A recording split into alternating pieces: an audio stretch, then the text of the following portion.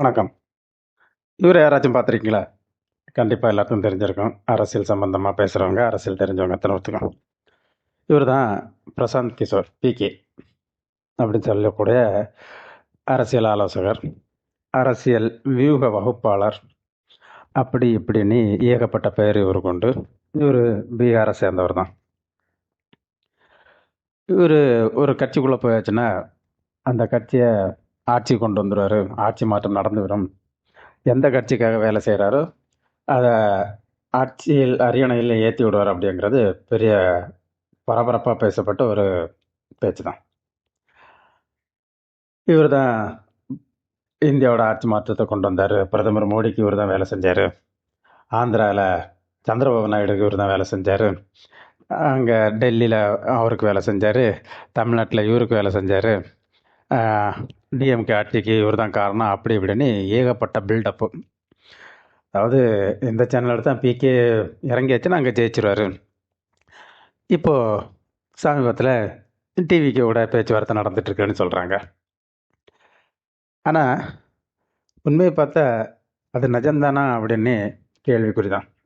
காரணம், சொந்த தொகுதி, சொந்த மாவட்டம், சொந்த மாநிலம், சொந்த மக்கள், சொந்த கட்சி அப்படின்னு ஆரம்பிச்சு இப்போ பீகாரில் அனைத்து தொகுதிகளில் போட்டிட்டாரு. ஆனால் அவர் நிற்கலை. தெரியும் அவருக்கு நம்ம எப்படி தோக்க போகிறோங்கிறது அவருக்கு தெரியும்.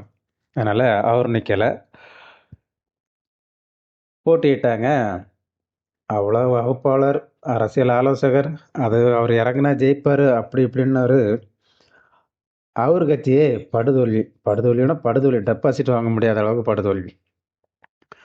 அப்போ அவரோட அரசியல் வியூகம்லாம் என்னாச்சு அவரோட கட்சிக்கு? அதாவது மக்கள் நினைத்தால் மட்டும்தான் ஆட்சி மாற்றமே தவிர, மக்கள் நினைத்தால் மட்டும்தான் ஒரு தலைவரை கொண்டு வர முடியுமே தவிர, ஒரு தனி மனுஷனோ ஒரு நிறுவனமோ அப்படி நடக்க வாய்ப்பு கிடையாது. என்ன, அவங்க ஒரு சின்ன வேலை செய்யலாம்.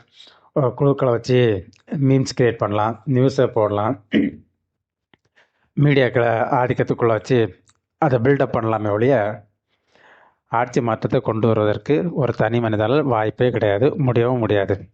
அதை தெரியாமல் இங்குள்ள அரசியல் கட்சிகள் 500 கோடி 1000 கோடியை கொண்டு அவங்க காலில் கொட்டி அவன் தான் பெரிய வியூக வகுப்பாளர் அப்படின்னு சொல்லி பில்டப் பண்ணாங்க.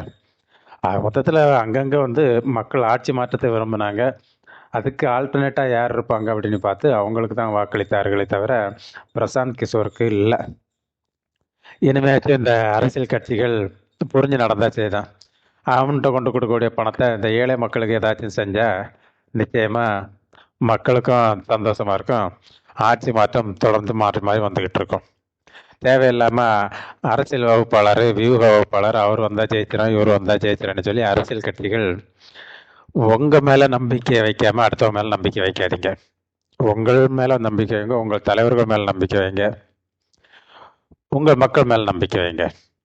இப்படி கண்ட கண்ட பிகே பில்டப்புக்கு மேலே நம்பிக்கை வைக்காமல் உங்கள் மேலே நம்பிக்கை வைத்து தேர்தலை சந்தியுங்கள். நன்றி, வணக்கம். இந்த பிகே பிரசாந்த் கிஷோரை பற்றி மக்கள் என்ன நினைக்கிறாங்கங்கிறத கமெண்டில் சொல்லுங்கள். நன்றி.